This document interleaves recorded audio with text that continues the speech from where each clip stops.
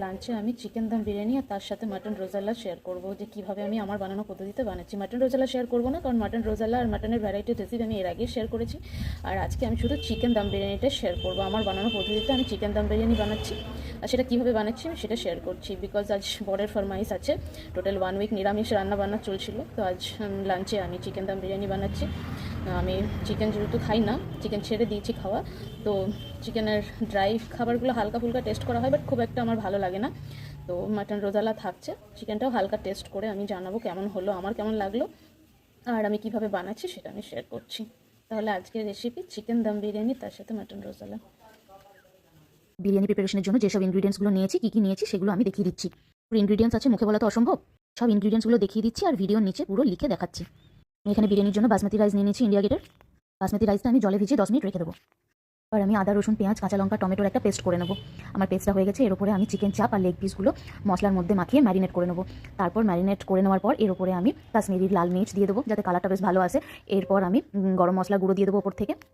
তারপর এক এক করে 1 বাই 1 নুন, হলুদ গুঁড়ো, কস্তুরি মেথি পাউডার থাকলে সেটাও দেওয়া যেতে পারে, কুচনো পেঁয়াজ, কাগজি লেবু। তারপর জিরের গুঁড়ো দিয়ে দেবো কুচনো পেঁয়াজ দেওয়ার পর।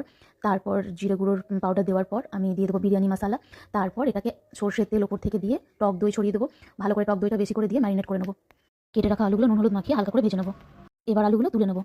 প্রায় তেল গরম হয়ে গেলে কুচনো পেঁয়াজগুলো আমি লাল করে ভেজে বেরেস্তা বানিয়ে নেবো। আমার বেরেস্তাটাও রেডি হয়ে গেছে। প্রায় তেল গরম হয়ে গেছে। এবার আমি ড্রাই ফ্রুটসগুলো ভেজে নেবো, কাজু কিশমিশ আমন্ডগুলো। কড়াই গরম জল করে আমি জল ফুটে এলে জায়ফল জয়িত্রী গোটা গরম মশলা দিয়ে দেবো, ওপর থেকে মাটন ঘি দিয়ে দেবো, কাগজি লেবুর রস ছড়িয়ে দেবো। জলটা ফুটতে ফুটতে তারপর আমি ভিজিয়ে রাখা বাসমতি রাইসটা দিয়ে দেবো পরিমাণ মতো নুন দিয়ে। চালটা কম সেদ্ধ করে ফুটিয়ে নেবো। একটা কড়াইয়ে গরম তেল করে এর মধ্যে গোটা গরম মশলা, কুচনো পেঁয়াজ আর ম্যারিনেট করা চিকেনগুলো দিয়ে দেবো। এখানে চিকেন চাপগুলো রান্না করে নেবো। লেগ পিসগুলো আলাদা করে ভেজে তারপর রান্না করবো। চিকেন চাপের রান্নাটা হয়ে গেছে পুরো। ওর থেকে লেগ পিসটাও দিয়ে দিয়েছি। একটা বাটির মধ্যে গরম দুধ নিয়ে অরেঞ্জ ফুড কালার দিয়ে কালার বানিয়ে নেবো।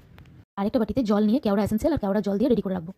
Biryani total ready. এবার একটা কড়াই কি কোনো বড় হাঁড়ির মধ্যে আমি লেগ পিসগুলো দিয়ে বাসমতি রাইসটা পুরো ওপর থেকে দিয়ে দেবো। তারপর একের পর এক আলুগুলো দেবো, যেগুলো ফ্রাই করে রেখেছিলাম, বেরেস্তাগুলো দেবো, ওপর থেকে ফুড কালার দেবো, ধনেপাতা দেবো, কস্তুরি মেথি দেবো। তারপর আবার চিকেন দিয়ে আবার একটা লেয়ার করবো, আর সেই লেয়ারের মধ্যে আবার ফুড কালার দেবো, বেরেস্তা দেবো, চিকেন সাজিয়ে দেবো ওপর থেকে, আবার মশলা দেবো, বিরিয়ানি মশলা।